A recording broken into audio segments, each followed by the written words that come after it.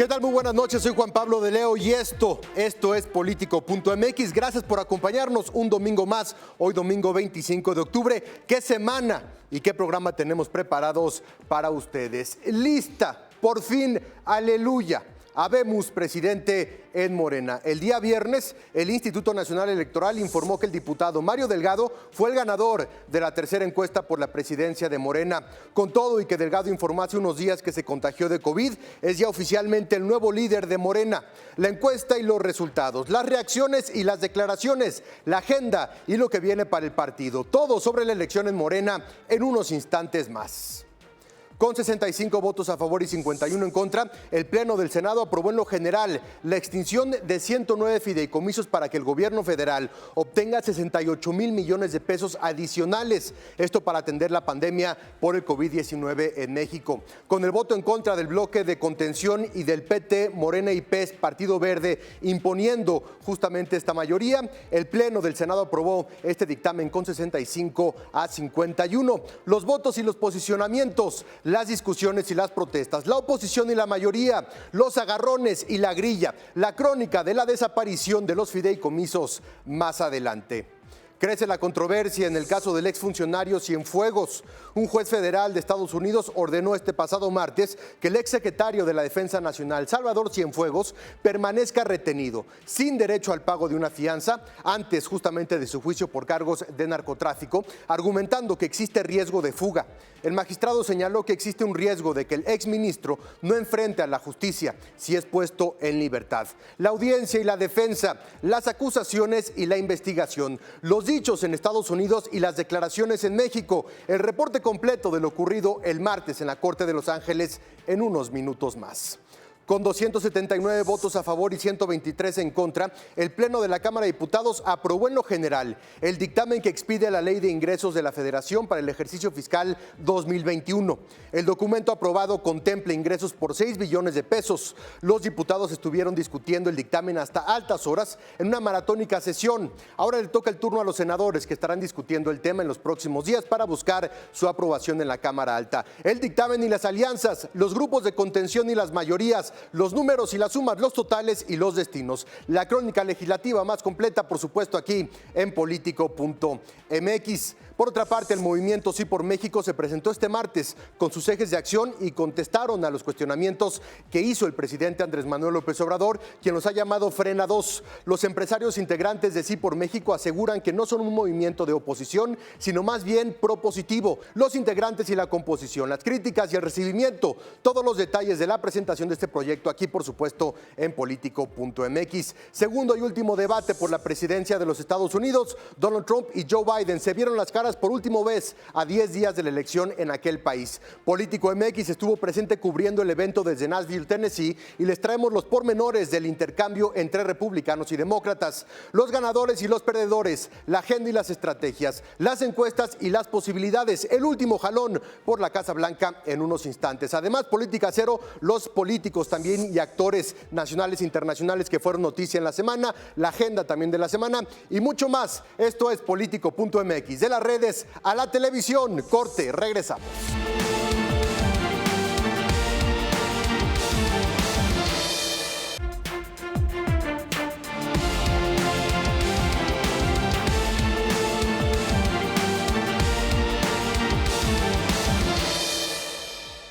Regresamos. Antes de continuar con la información más importante, le voy a invitar a que forme parte de nuestra comunidad. ¿Y cómo hace eso? En unos momentos más le va a salir el código QR aquí en su pantalla, lo va a tener durante todo el programa y lo único que tiene que hacer es sacar su teléfono, tomar una fotografía a este código QR y gracias a la maravilla de la tecnología lo vamos a llevar a esta página, a nuestra central comunitaria de Político.mx para que esté al tanto de toda la política nacional e internacional, sobre todo importante. Esta semana y la que sigue, fundamental para las elecciones norteamericanas, el futuro de los Estados Unidos y la relación, por supuesto, entre Estados Unidos y México, dependiendo de quién quede, o Donald Trump o Joe Biden. ¿Y cómo lo puede hacer? ¿Cómo se puede enterar? Con nuestros productos de Político.mx, porque somos multiplataforma, somos más que un programa de televisión, somos más que una página de internet, somos justamente uno de los medios políticos más potentes de este país y usted se puede suscribir directamente a nuestro boletín que le va a llegar todas las mañanas 7 7 de la mañana a su bandeja de correo electrónico y en 5 o 10 minutos ya se enteró de la información más importante, más relevante de la política. Nuestra aplicación móvil también le resume rápidamente los temas más importantes y le llegan directamente a su teléfono con nuestras notificaciones. Nuestras redes sociales magníficas, Facebook, Twitter, Instagram y por supuesto el canal de YouTube, donde también puede accesar y ver este programa una vez que haya finalizado. Toda la semana, todo el tiempo, ahí queda registrado nuestro programa de Político MX aquí en ADN 40. El podcast también todos los días, 7 de la mañana con el gran Poncho Puntual. Y por otra parte, el canal de Telegram, a sus mensajes, a su bandeja de mensajes de servicio, le llega directamente la información en el momento que ocurre. Así es que ya lo sabe. Forme parte de nuestra comunidad, tómele foto al código QR y politícese, aprenda e infórmese con nosotros en Político MX. Ahí lo esperamos y agradecemos mucho que justamente forme parte de nuestros lectores. Si le parece bien, vamos a abrir los principales temas que ya le platicábamos al principio de este programa. Uno de ellos, y sin duda el más importante, tiene que ver con Morena. Y lo decíamos, aleluya, por fin habemos presidente de Morena después de casi 2 años de luchas, batallas internas y de una división importante dentro del partido político. El INE anunció el día viernes que por fin Mario Delgado será el próximo presidente de este partido político. Le gana la partida, le gana la encuesta a Porfirio Muñoz Ledo, que ya tendremos la oportunidad de analizar qué fue lo que dijo, cuáles fueron sus declaraciones, pero mientras tanto y por lo pronto, de manera oficial, Mario Delgado será ya el próximo presidente de Morena, el partido del presidente, el partido en el poder. Intensa, con muchos choques y grilla, así transcurrió la elección por la dirigencia morena. Los morenistas hicieron asamblea en 2019 y hasta balazos hubo.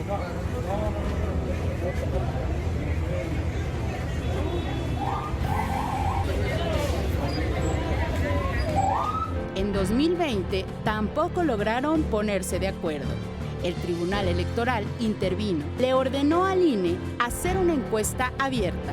El Tribunal Electoral del Poder Judicial de la Federación ordena al Instituto Nacional Electoral organizar una encuesta a partir de la cual se va a nombrar la presidencia y la Secretaría General del Partido Político Nacional Morena. ¿Por qué no se pusieron de acuerdo al interior?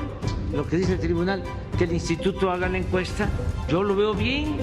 Levantaron la mano más de 50 candidatos.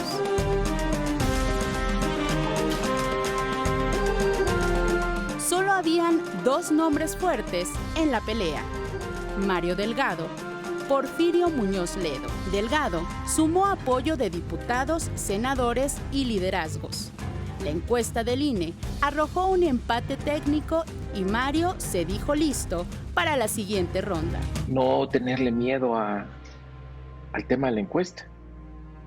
Morena es del pueblo, que el pueblo decida, que la gente decida. Muñoz Ledo desconoció los resultados. Este es un país digno. No los dejaremos pasar.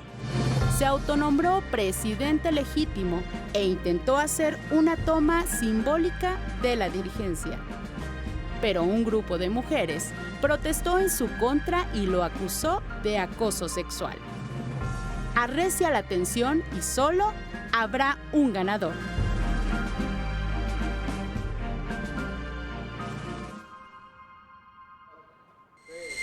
Y ahí está el resultado de Morena, pero a pesar de que ya hay presidente, la unidad está muy lejos. El partido todavía tiene una tarea muy importante para unificarse, para hacer esta operación cicatriz, porque como vemos, los dichos, por ejemplo, de Porfirio Muñoz Ledo son de desconocimiento y todavía se mantiene en la confrontación. Así es que más allá de que haya presidente, este cuento todavía tiene mucho que ocurrir antes de que pueda ser concluido. Vamos a revisar dentro de los gráficos que trabajamos para ustedes esta semana en Político.mx cómo estuvieron los resultados de esta encuesta. Mario Delgado, 58.6%. Porfirio Muñoz Ledo, 41.4%. ¿Cuáles son los compromisos de Mario Delgado como presidente? Emprender gira nacional, proponer consejo consultivo para empezar a elaborar en cuanto antes, buscará a Porfirio Muñoz Ledo para que le ayude justamente a encabezar trabajos, pide a la derecha conservadora prepararse porque dice van a volver a derrotarlos en el 2018 y afirma que será un dirigente imparcial y un dirigente de unidad, que ya lo decíamos, unidad es lo que le urge a este partido político porque que eso está muy lejos de concluir. Vámonos, si les parece bien, con el siguiente gráfico, en el cual ya tenemos la dupla que va a liderar Morena por los próximos años y sobre todo lo más importante hacia las elecciones del 2021, donde tienen una tarea complicada, tienen que mantener el Congreso, deben ganar también las gubernaturas estatales y los congresos locales. Ya vimos lo que ocurrió en Hidalgo y en Coahuila, nada fácil en ese sentido la tiene Morena. ¿Quién queda en la presidencia? Mario Delgado es coordinador actualmente de Morena en San Lázaro, trabajó con López Obrador durante el gobierno de la CDMX y se le considera afín al grupo de Marcelo Ebrard. Y por otra parte, ¿quién queda debajo en la Secretaría General? Citlali Hernández, le presentamos la entrevista con ella la semana anterior, es senadora ya con licencia, trabajó en el Fondo de Cultura Económica, participó en movilizaciones contra el desafuero de AMLO y pertenece a estas bases juveniles, los jóvenes del Partido del Movimiento de Regeneración Nacional. Citlali considerada radical, mientras que Mario Delgado considerado parte del status quo del Partido Morena y de personajes, ya lo decíamos, como el mismo Marcelo Ebrard. Así queda la presidencia, la Secretaría General, y con ellos dos Morena se va rumbo a las elecciones del 2021. ¿Quién es Mario Delgado? Le presentamos justamente lo siguiente en un video, pero antes déjeme platicarle acerca de Ramírez Cuéllar, el actual presidente interino de Morena, que ya tendrá que dejar este cargo. Él se mantuvo ahí desde la salida de Jacob Polensky y aseguró, según lo registramos en Político esta semana, que va a respetar los resultados de Morena y él va a regresar a San Lázaro como diputado, ya fuera justamente del tema de la presidencia interina de Morena, pero no todas las voces piensan lo mismo. Por ejemplo, ya lo decíamos, Porfirio Muñoz Ledo pide congruencia a Ramírez Cuéllar tras la encuesta de Morena que dio a conocer el INE. Se mantiene en esta línea confrontativa, se mantiene en la línea de no aceptar los resultados y de dividir a los diferentes grupos de interés y de poder al interior de Morena, y será justamente algún tipo de alianza con Porfirio Muñoz Ledo, lo más importante que tenga que hacer el próximo presidente Mario Delgado en cuanto a la recomposición de este partido se refiere. Ahora sí, si les parece bien, vamos a revisar rápidamente quién es Mario Delgado, de qué va y qué tipo de agenda y planteamientos tendrá para esta presidencia de Morena. Morena ya tiene nuevo presidente nacional. Mario Delgado ganó la encuesta del INE. Venció a Porfirio Muñoz Ledo. Se hicieron 3 encuestas en total. Una de reconocimiento para definir a los finalistas de la contienda, otra más que arrojó empate técnico, y la del desempate en la que se impuso Delgado. Llega al nuevo cargo luego de coordinar a los diputados de Morena y de la Jucopo en San Lázaro. Fue senador y secretario de Finanzas del Distrito Federal. Estará acompañado por Citlali Hernández en la Secretaría General, la senadora con licencia y exdiputada de la Ciudad de México. Esta semana hubo un contagiadero de COVID en Morena. Justamente Mario Delgado anunció que tenía COVID, después Jacob Polensky anunció que tenía COVID y otros miembros de este partido político se contagiaron esta semana, por lo cual algún tipo de toma, ya sea oficial o no oficial, tendrá que esperar a que Mario Delgado pase la cuarentena, pase los 14 días y entonces, una vez liberado ya de la infección del COVID, pueda asumir de manera formal la presidencia de este partido político. Y no hay que perderle de vista a los otros también miembros de este partido que se estuvieron contagiando de COVID justamente esta semana, Gibran Ramírez y otros nombres que ya han sido confirmados. Por último, les dejamos aquí el mensaje de triunfo que Mario Delgado publicó en sus redes sociales y con el cual piensa justamente dar el salto, el paso y asumir ya de manera pronta el máximo puesto en el Partido del Movimiento de Regeneración Nacional. Estos momentos de renovación de la dirigencia de nuestro partido, es importante recordar que Morena es un instrumento de lucha del pueblo de México. Morena debe ser un impulsor, un motor de la cuarta transformación. El 50% de las candidaturas van a ser para mujeres, sin simulaciones, y lo hacemos además por convicción, porque creemos que mientras más mujeres participen en política, mejor le va a ir a nuestro país. Lo mismo que abrir espacios para los jóvenes, para los pueblos indígenas, para los migrantes y para la comunidad de la diversidad sexual. Vamos a regresar la mitad de los recursos para la compra de la vacuna del COVID. Hacemos el compromiso de volver a reimprimir Regeneración y repartirlo casa por casa. Yo lo que quiero y lo que aspiro es rendir buenas cuentas en el 21. Que Morena vuelva a ganar la mayoría, que Morena siga creciendo, siga conquistando nuevos espacios y que avance el proyecto de la transformación. Y este es el partido del pueblo de México. Por lo tanto, quienes estamos aquí, quienes queremos ser sus dirigentes o candidatos, tenemos que estar a la altura del pueblo de México. Mi gratitud eterna con todas y todos ustedes. Vámonos para adelante.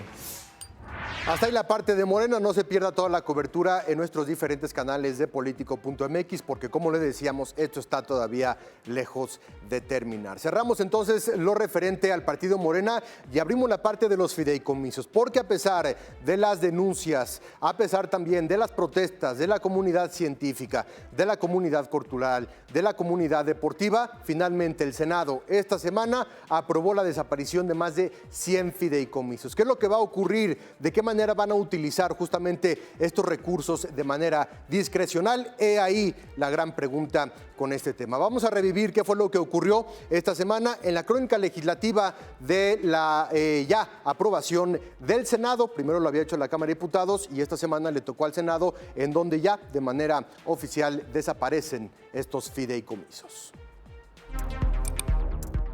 Esta semana el Senado formalizó la desaparición de 109 fideicomisos. Representan cerca de 68 mil millones de pesos y no todos estuvieron de acuerdo. Horas antes de que las comisiones encargadas de discutir el tema se reunieran, cientos de personas acudieron a bloquear el Senado para impedir la desaparición de los mismos y lograron detener la discusión. Tan es así que Ricardo Monreal, líder de Morena en la Cámara Alta, reconoció que sería difícil desaparecerlos. Por segundo día consecutivo, la sede del Senado se ve obstaculizada por los ciudadanos y ciudadanas que protestan contra la posible aprobación de leyes que tienen que ver con Marina Mercante y con la extinción de fideicomisos. Las comisiones han estado reunidas, han estado deliberando y han estado aceptando el que los inconformes puedan expresar su posición frente a esta posible modificación legal. Los senadores tuvieron que mover la sede a la casona de Xicoténcatl debido a las protestas. Este recinto que inmediatamente fue resguardado.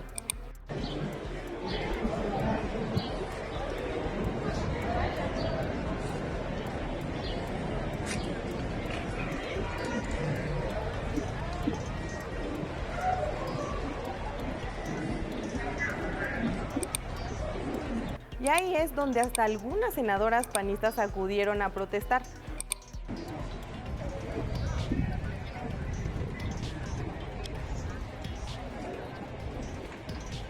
¡Únete, pueblo! Finalmente la sesión inició cerca de las 8 de la noche y fue un maratón, pues la oposición argumentaba que no debían eliminarse los fideicomisos. Yo hoy quiero hablar específicamente del Fondo de Cambio Climático. Lamento que aquí hay un partido que dice defender el medio ambiente y no haga absolutamente nada. Ese partido me da vergüenza ser integrante de su comisión. Y me refiero al Partido Verde, porque ellos pudieron haber negociado con el bloque mayoritario la no desaparición del Fondo de Cambio Climático. Le estamos dando en la torre al planeta. Lo que hemos vivido con la pandemia es pecata minuta de lo que viene si en 7 años no logramos detener el incremento de temperatura. La oposición y algunos de Morena representaron más de 100 reservas, por lo que la sesión se extendió hasta el día siguiente, pero al final se consiguieron los votos necesarios para eliminar los fideicomisos. Lucía Trasviña, a favor, cabrones. Al terminar la sesión, Monreal aclaró qué pasaría con los apoyos que se daban. Pero debo de aclarar que el extinguir los fideicomisos no extingue la obligación del Estado para atender a los distintos beneficiarios de estos fideicomisos. Es decir, a través de la TESOFE van a seguir atendiendo a científicos, académicos, a cineastas, a deportistas, a defensores de derechos humanos. Y finalmente, el presidente López Obrador agradeció a los legisladores que votaron a favor de eliminar los fideicomisos. Expresar mi agradecimiento a los legisladores, tanto a diputados como a senadores, porque se aprobó la ley para suprimir estos fideicomisos, fondos que se manejaban sin transparencia, sin control, en los que había discrecionalidad, es decir, no había fiscalización, no se tenían cuentas claras. Para quienes se oponen, todavía podrían acudir a las Cortes para protestar por la desaparición de los fideicomisos, pero cuando menos en la ley ya fueron eliminados. Hay quien dice que fue en fast track, hay quien dice que debieron de haber puesto más atención a los parlamentos abiertos para escuchar a la sociedad y a los diferentes grupos, pero finalmente se cumple ya una petición directa del presidente López Obrador a los legisladores, que era desaparecer esos 109 fideicomisos. Cerramos el tema del Senado, pero abrimos temas referentes a la Cámara Baja, allá en San Lázaro, a la Cámara de Diputados, porque en otro tema que no eran los fideicomisos, sino en la Ley de Ingresos, fueron ya también aprobados por la mayoría de aquella Cámara y ahora queda en las manos del Senado. ¿Qué ocurrió esta semana con la Ley de Ingresos? La miscelánea fiscal y la Ley de Ingresos fueron ya aprobados por la Cámara Baja en una sesión maratónica que terminó a la mañana siguiente de que iniciaron. ¿Cuáles son los puntos claves según la infografía que publicamos nosotros en Politico.mx? La miscelánea fiscal incluye reformas al ISR, al IVA y al Código Fiscal de la Federación. En cuanto se lee el total de la Ley de Ingresos, ¿de cuánto creen que va a ser la recaudación este año? 6 billones de pesos. El dictamen contempla una reducción de 33,000 millones de pesos por este presupuesto inicialmente del Ejecutivo. Eliminaron transitorios que permitía usar este dinero para el Fondo de Salud y del Bienestar. Morena anuncia que con una reforma irá por justamente ese dinero. ¿Qué puntos claves se encuentran en esta Ley de Ingresos y de miscelánea fiscal? Una tasa única de retención del ISR, un bloqueo temporal a plataformas en caso de que incumplan justamente con este pago del IVA o del ISR, hablando de plataformas digitales. En cuanto a las atribuciones del SAT, podrá usar cámaras y otras herramientas para recabar información en visitas domiciliarias, que fue un punto muy controversial, muy controvertido dentro de esta discusión, pero finalmente Morena, con la aplanadora legislativa, aprobó en lo general y en lo particular sin ninguna justamente de estas precisiones que la oposición estaba planteando, y se realiza cambio para garantizar que material resguardado por las autoridades fiscales quede justamente bajo los estándares más altos de seguridad y de confidencialidad. ¿Cómo estuvo la discusión? ¿Cómo estuvieron los intercambios dentro del debate, más allá de que hayan aceptado justamente las reservas de la oposición y del grupo de contención que al final del día no pasaron? Vamos a escuchar qué fue lo que dijo en ese sentido la diputada de oposición Marta Tagle. Esta iniciativa de tasa cero de impuesto al valor agregado en productos de higiene menstrual forma parte de una estrategia diseñada por el colectivo de organizaciones Menstruación Digna México. La estrategia se integra de varias partes. La primera es justamente lograr una medida fiscal para que no se cobren impuestos por un proceso fisiológico por el que pasamos todas las mujeres en promedio 40 años de nuestra vida. Durante todos los meses, por lo menos de 3 a 5 días. Y por eso, la primera medida es que no haya un impuesto que las mujeres estemos pagando. Dentro de la misma discusión en el Legislativo, en la Cámara de Diputados, esto fue lo que dijo el diputado independiente sin partido, Carlos Morales. Y aguas, con esta ley el SAT podrá entrar a tu domicilio para tomar evidencia de tus bienes. No lo permitas, está en tu derecho, porque solo podrán entrar bajo tu consentimiento. Te seguiremos informando. Esto fue lo que dijo la oposición, pero ¿qué dijeron los diputados de Morena? Aquí parte justamente también de esa discusión. En Morena apoyamos los cambios que traerán una recaudación más eficiente.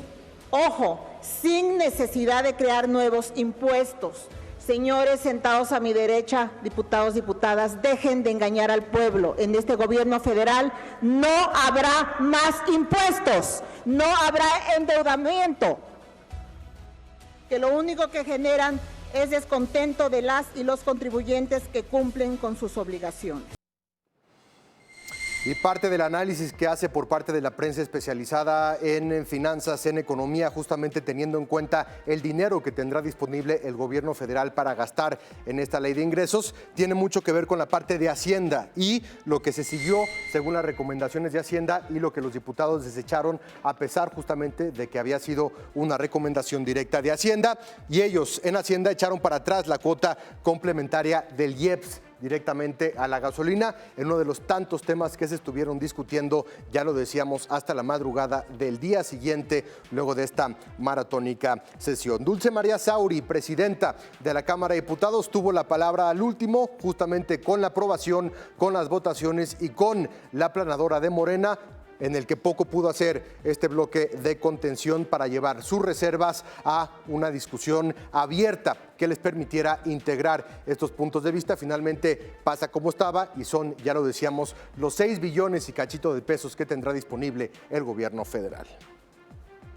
Aprobado en lo general y en lo particular el proyecto de decreto por el que se expide la Ley de Ingresos de la Federación para el ejercicio fiscal de 2021. Pasa al Senado de la República para sus efectos constitucionales.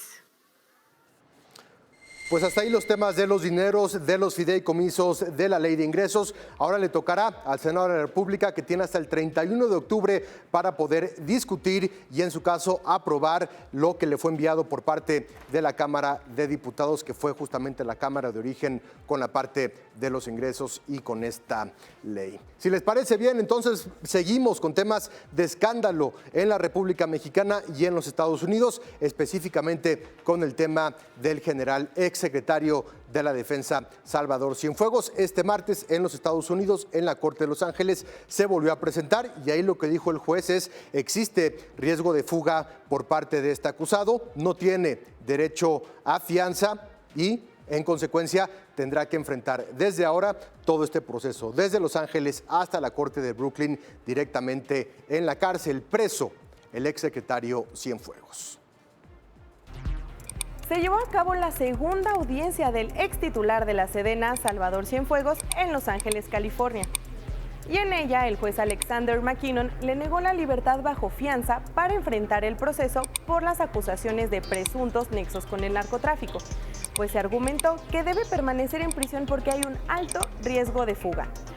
Dwayne Lyons, abogado de Cienfuegos, pidió al juez que se fije una fianza de alrededor de $750,000 como monto, los cuales describió como los ahorros de toda la vida del exsecretario de la Defensa, y se comprometió a que no se iría de Estados Unidos para seguir su proceso porque quiere limpiar su nombre, aunque dicha petición fue rechazada. Ahora el camino de Cienfuegos lo lleva a Nueva York, donde seguirá su proceso frente a los jueces y fiscales que han llevado casos como el del Chapo Guzmán y Genaro García Luna. Mientras que en México, el presidente López Obrador habló bastante del tema. Primero explicó por qué no recibieron un aviso previo de Estados Unidos respecto a la detención de Cienfuegos. Ellos tienen sus políticas porque pues es un país, es un gobierno soberano, lo mismo que nosotros, es un país, México, independiente y soberano. Entonces, ellos no tienen por qué preguntarnos lo que van a hacer cuando se trata de detener a una persona en su territorio. Lo mismo aplica cuando nosotros no permitimos, como está sucediendo, que actúen agencias extranjeras en nuestro país, porque México es un país libre y soberano. También habló de la ayuda que el general Cienfuegos recibe del Estado mexicano. Sí, fue asistido, pero ya está ahora sí que en manos de sus abogados, ¿sí? Pero siempre, desde los primeros momentos, estuvo presente el cónsul. Y hasta el propio presidente López Obrador señaló que él sería el único vocero del caso de Cienfuegos en México. No le estoy dando la palabra a Marcelo, que podría explicarlo con más precisión, porque este caso nos interesa tanto por su delicadeza que yo quiero ser el vocero para que no hablemos todos y se evite una manipulación de la información. El caso de Cienfuegos sigue en Estados Unidos y seguro en las próximas semanas tendremos avances y sabremos qué pruebas dicen tener los fiscales en su contra. Atentos a la cobertura de este tema en nuestro portal, en nuestras redes de Politico.mx, porque hay mucho todavía que decir. Poco a poco sale información de la DEA referente a la investigación, al intercambio que tenían con autoridades justamente norteamericanas para pedir la orden de arresto en contra del ex secretario de la Defensa Nacional. Así es que nosotros, mientras tanto y por lo pronto, le mantenemos todo el ojo y toda la importancia a este tema en nuestros diferentes medios. Si les parece bien, vamos a cerrar y vamos a terminar con lo que ocurrió en la Corte de Los Ángeles. Nos quedamos en los Estados Unidos, pero abrimos el tema del debate presidencial. El segundo y último debate presidencial que se llevó a cabo hace apenas unos días, el día jueves allá en Nashville, Tennessee. La última vez que se verán las caras Donald Trump y Joe Biden en esta competencia electoral, y les vamos a platicar qué fue lo que ocurrió. Debatieron más pese a los reclamos y pese a los golpes bajos. Ya no vimos este intercambio y estas interrupciones que ocurrieron en el primer debate. Se puede decir que Trump se comportó un poco mejor en cuanto a la forma y eso permitió un debate mucho más fluido. Si bien las ideas tenían mucho contenido de mentiras y datos falsos, finalmente la manera en la cual intercambiaron ideas fue definitivamente mucho más fluida y eso se pudo notar tanto en el rating como en los electores y la opinión que tuvieron al respecto de este debate. Por otra parte, si les parece bien, vamos a revisar con estas diferentes gráficas qué fue lo que se dijeron, cuáles fueron los temas importantes y al final de cuentas quién gana y quién pierde en este debate. Joe Biden hablaron acerca del tema de la lucha del coronavirus, el racismo, el cambio climático, la seguridad nacional, la migración y diferentes ataques. Uno de los mejores momentos de Joe Biden, le decíamos, fue el tema del racismo, cuando acusó que existe un racismo institucional por parte de la presidencia de Trump, mientras que Trump dijo que era el presidente que más había hecho por la comunidad negra, por la comunidad afroamericana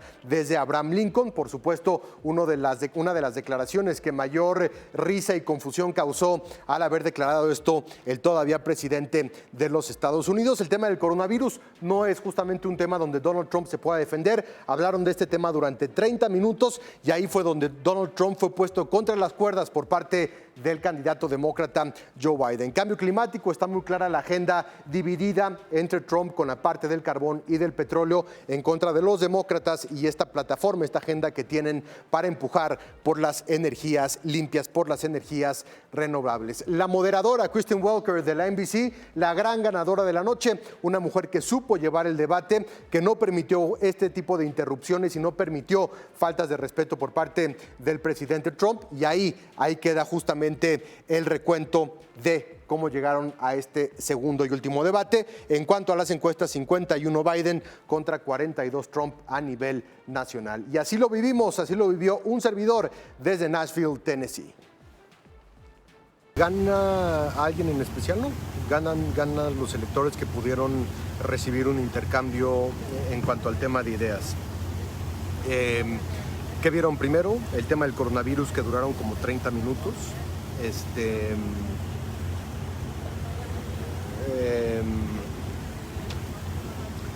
Coronavirus, seguridad nacional, que más bien fue un tema de seguridad electoral, que ahorita se los explico. Ahí el intercambio de acusaciones y culpas entre los dos, la reforma de salud y el sistema de salud norteamericano, los empleos, la pobreza, igual ligado al tema del coronavirus, la reforma migratoria, que fue también un momento importante, la separación de los niños en la frontera México con Estados Unidos, la violencia racial, el racismo, medio ambiente y cambio climático. Esos fueron básicamente los temas que se discutieron en este debate. ¿Pero qué se dijeron? ¿Cómo fluyó justamente este segundo y último debate presidencial? Aquí les tenemos los pormenores en nuestra videonota. I'm going to shut down the virus, not the country. It's his ineptitude that caused the country to have to shut down in large part.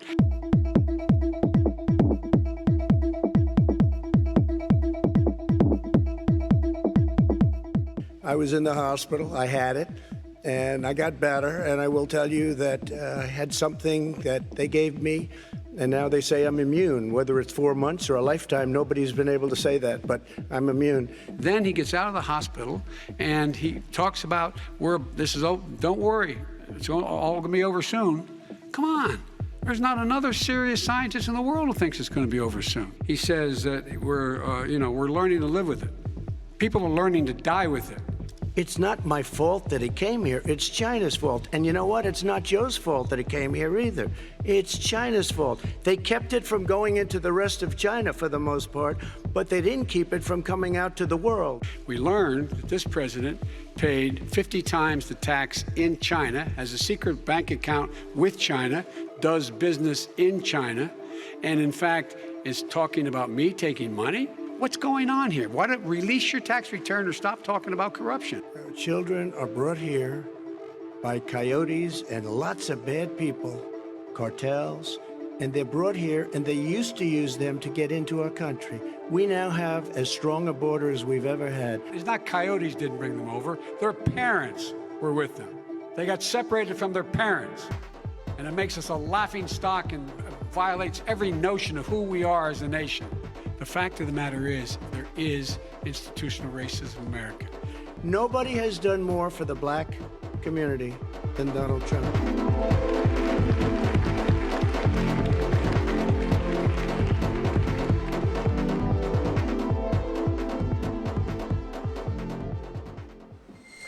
Así ocurrió justamente este debate, pero a 10 días de esta elección presidencial en los Estados Unidos que se llevará a cabo el próximo martes 3 de noviembre, ¿cómo van los candidatos? Y cómo van sobre todo con un tema que es importantísimo, que tiene que ver con el voto anticipado. Hoy se informó que más de 50 millones de norteamericanos han ya votado de manera anticipada en esta elección. La mayoría, no por mucho, pero sí la mayoría de ellos son demócratas, menos son republicanos, pero esto implica una movilización importantísima por parte de ambos partidos políticos. ¿Cómo van las encuestas? ¿Cómo va la recaudación de dinero? En las últimas semanas, Joe Biden ha tenido un aumento importantísimo en la recaudación, que es más o menos 400 millones contra 100 millones de dólares de Donald Trump, y esto también muestra mucho el tipo de apoyo institucional que están teniendo ambos candidatos. A nivel nacional, la encuesta 51 para Joe Biden, 42 para Donald Trump, y en los estados clave como Florida, Pensilvania, Michigan y Wisconsin, Biden está arriba en prácticamente todos estos estados. Uno de los estados más peleados será y sigue siendo el estado de Florida con una comunidad latina muy, muy importante. ¿Cuál es el chance que tiene Biden de ganar hoy en día? Casi 90% contra casi 10% en comparación de Donald Trump, que tiene una aprobación de solamente el 42%, 54% desaprueban la labor que ha hecho el presidente Donald Trump, sobre todo a partir del manejo que han tenido él y su gobierno del coronavirus. Y para terminar,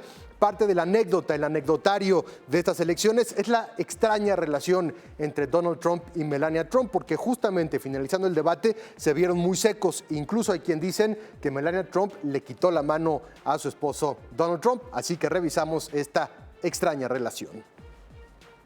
Del amor al odio solo hay un paso con Donald Trump. Melania, la primera dama de Estados Unidos, no disimula su molestia con el magnate. Medios como The Independent y The Recount registraron su último desplante en el segundo debate presidencial. Y no es el único. En México, fuimos testigos de algo parecido en el sexenio pasado.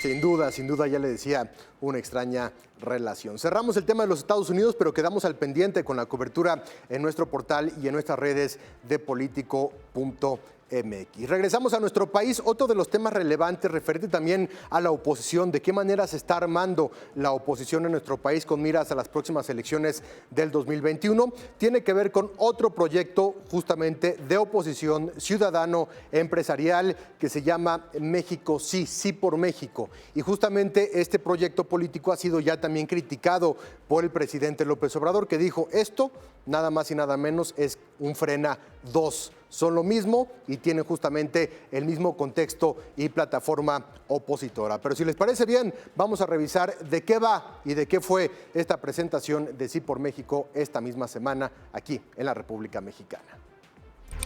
Más de 380 organizaciones hicieron el lanzamiento oficial del movimiento Sí por México. Aseguran que no van en contra de Morena y que su único objetivo es colocar a los ciudadanos en el foco de la política, pero se suma a los bloques que se oponen a la Cuarta Transformación. La creación fue confirmada por los propios Gustavo de Hoyos, presidente de la Coparmex, y el empresario y fundador de organizaciones como Mexicanos contra la Corrupción y la Impunidad y Mexicanos Primero, Claudio X González. Además, está integrado por figuras como la expriista Beatriz Pajés, quienes aseguran que no tienen una afinidad política, que nadie los financia, pero que han recibido apoyo de diversas organizaciones civiles y que van a retar al Congreso para que voltee a ver su agenda. Juntos somos la nueva mayoría. Somos Sí por México. Una comunidad de organizaciones civiles y personas de carne y hueso como tú y como yo, que me pidieron mi voz para hacer llegar un mensaje. Nos toca ahora a nosotros ser protagonistas, sin importar de dónde vengas, de dónde seas, tus gustos, tus pensamientos, tus preferencias, tu raza, tu clase social, en fin, todas esas definiciones que en lugar de unirnos para valorar y festejar las diferencias, nos terminaron separando. Asimismo, aseguran que el mensaje para el presidente es su agenda del sí. Respecto a otros movimientos, aseguran que los respetan y que no son ni la segunda ni la tercera versión de un movimiento. Somos únicos y somos los primeros. ¿Cuántas muertes más tienen que suceder para que los gobiernos nos tomen en cuenta? Que nos den la seguridad que nos merecemos, que nos tomen en serio.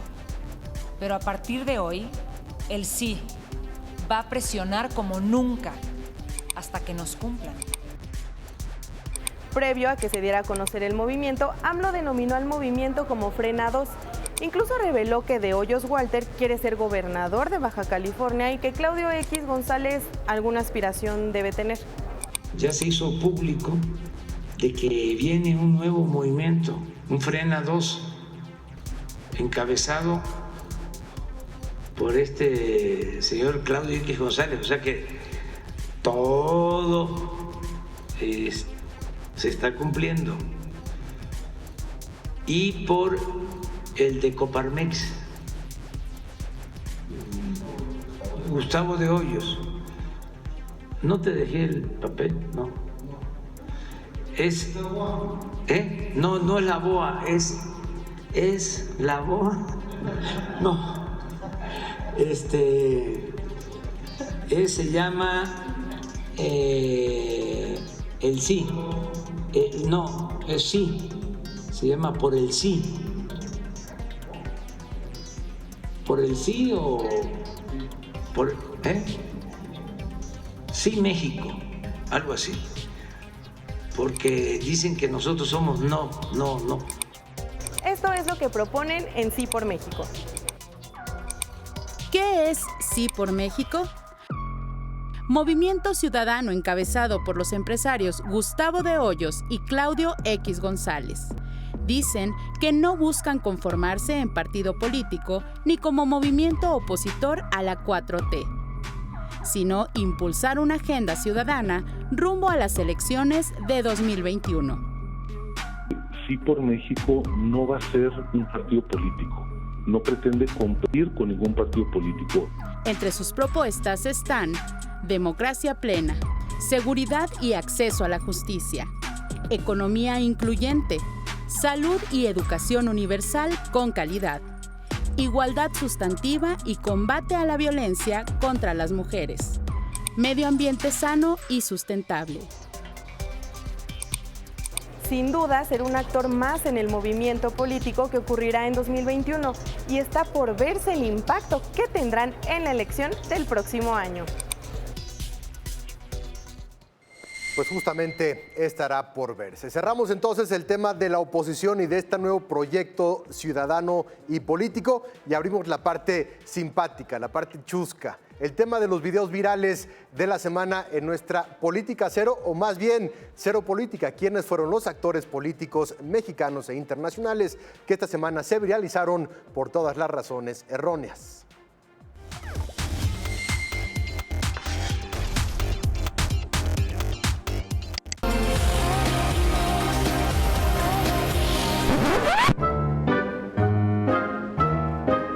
Esta semana, el gobernador de Puebla, Miguel Barbosa, causó polémica en redes sociales. Y es que al ser cuestionado sobre la posible reapertura de centros nocturnos en la entidad, Barbosa rechazó esta idea. Todo porque él no se imagina la sana distancia dentro de un table dance.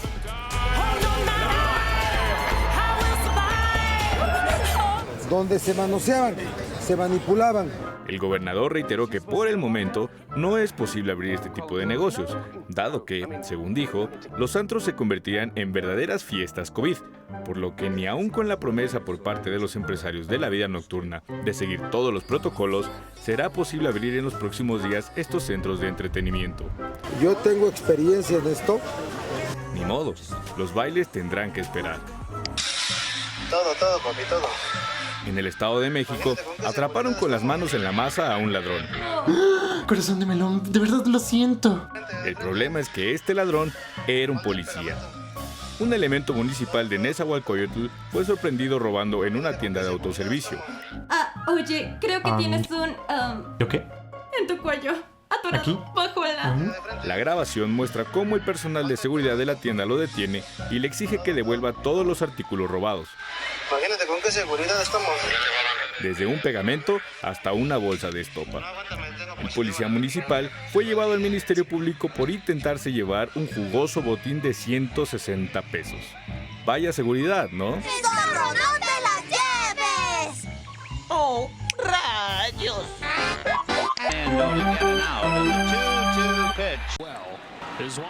Y en medio de la euforia por la Serie Mundial entre los Dodgers de Los Ángeles y los Rays de Tampa Bay, quien aprovechó para dar su pronóstico fue el presidente López Obrador. Beisbolista de hueso colorado, López Obrador vaticinó el campeonato para los Dodgers, donde milita el mexicano Julio Urías y en honor a otro paisano, Fernando Valenzuela. El presidente aprovechó la relación del equipo, la ciudad y los mexicanos residentes en Estados Unidos para destacar el papel que han hecho los paisanos que mandan sus remesas por un valor total que ronda en los 40,000 millones de dólares. Como diría el presidente, hay que macanear. Ahí los videos virales de la semana. Oiga, y antes de irnos y antes de presentarles la agenda más importante de la próxima semana, lo quiero invitar de nueva cuenta a que se una a nuestra comunidad de Politico.mx con el código QR que aparece a continuación. Le reitero la manera en la cual hacerlo. Saca su teléfono inteligente, le toma una fotografía y esta fotografía lo lleva a nuestra central comunitaria, la central de Politico.mx, donde se puede suscribir a nuestro boletín, puede bajar la aplicación, puede suscribirse a las redes sociales, puede bajar nuestro podcast, puede agregar a nuestro canal de Político MX en su mensajería de Telegram y por último, no menos importante, el tema de YouTube, nuestro canal, donde también le recuerdo que puede ver todos los lunes nuestro programa de Político MX aquí por ADN 40 si es que se lo perdió o si es que quiere revisar alguna más de nuestras secciones. Ahí está, únase, sea parte de nuestra comunidad Político MX. Y ahora sí vamos a conocer la agenda de la semana. ¿Qué temas son importantes? ¿A dónde hay que poner el ojo? ¿Y qué temas también serán fundamentales para el avance de la agenda política en el mundo y en nuestro país? Y para ello vamos con nuestro socio director, Alfonso Basilio, quien se encuentra en las oficinas de Político MX. Poncho, ¿cómo estás? Muy buenas noches. Adelante, te escuchamos. Muchas gracias, Juan Pablo. Pues la siguiente semana será bastante intensa, hay mucha información política e iniciamos mañana mismo cuando sea una de las últimas audiencias de Rosario Robles. Ahí el juez va a definir las pruebas que van a ser usadas para el juicio oral que iniciará, al que ya se le pondrá fecha, y que bueno, pues sean las pruebas presentadas tanto por la defensa de Rosario Robles como por la Fiscalía de la República. Y esto es bastante importante porque pues ahí es donde ya podremos ver cuáles son las cuestiones que se tomarán en cuenta, los casos, las pruebas, los audios, los textos, y pues a partir de eso es como Rosario Robles será juzgada. Recordemos que este es uno de los casos más importantes en la vida política del país. Y para el 30 de octubre, el INEGI presentará una estimación del PIB, una estimación oportuna, y la verdad es que creo, como hemos dado mucho seguimiento en este programa, hay que poner mucha atención a lo que esté estimando el INEGI. El PIB es finalmente lo que nos muestra el crecimiento económico en el país, y algunos especialistas consideran que ya pudiéramos ver una suerte de recuperación en cuanto al Producto Interno Bruto. Esto es relevante porque nos mostraría que ya estamos saliendo de la contingencia. Obviamente ya hay muchos negocios que han reabierto, hay muchas actividades que han regresado a la normalidad, y esto es importante siempre con los cuidados necesarios, pero finalmente la economía no puede quedar separada y es importante ver que ya se comience a recuperar.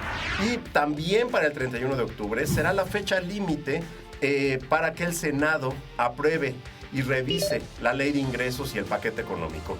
Recordemos que la semana pasada, y justo lo revisábamos hace un momento contigo, Juan Pablo, pues los diputados aprobaron la ley de ingresos en una sesión maratónica, la miscelánea fiscal también. La ley de ingresos pasa al Senado, es una cámara que solo da una revisión, no tiene grandes capacidades en este sentido, pero será importante, y yo estimaría incluso que antes del 31 de octubre los senadores, ya sea martes o jueves, en alguna de esas dos sesiones, ya aprueben la ley de ingresos de 2021, con lo cual ya tendríamos paquete económico para el próximo año, con toda la controversia que hay respecto a los recortes y a la eliminación de los fideicomisos. Y finalmente, probablemente el asunto más importante de la semana, también para el 31 de octubre, es la fecha límite para que funcionarios que pertenecen al gobierno federal o que pertenecen o que tienen algún cargo público renuncien a ellos si es que van a contender en las elecciones de 2021. Es la fecha límite que dio el presidente López Obrador y es la fecha límite que marca la ley. Seguramente veremos ya confirmada la salida de Alfonso Durazo y algunos más del gabinete federal y por supuesto de legisladores. Les agradezco mucho, por supuesto síganos en nuestras redes, en todas nuestras plataformas, y mientras tanto, hasta luego. Muchas gracias, querido Poncho. De esto y más se va a poder enterar usted en nuestro medio Político MX durante toda la semana. Recuerde que somos mucho más que un programa de televisión, somos mucho más que una página de internet, somos un medio multimedia, multiplataforma disponible para usted 24 horas al día, 7 días de la semana. Esto se acabó, nos vamos. Recuerde que se queda con Andrés Roemer de cabeza y posteriormente, más noche, más adelante, Jorge Fernández Menéndez y Viviana Belsazo con Séptimo Día. Nos lo esperamos el próximo domingo aquí a las 9 de la noche en Político MX por ADN 40. Yo soy Juan Pablo de Leo, le agradezco muchísimo su atención, su preferencia y su confianza. Y si nadie dice otra cosa, nos vemos el próximo domingo aquí a las 9 de la noche. Que tenga un extraordinario domingo, pero sobre todo que tenga una extraordinaria semana y nos vemos hasta la próxima.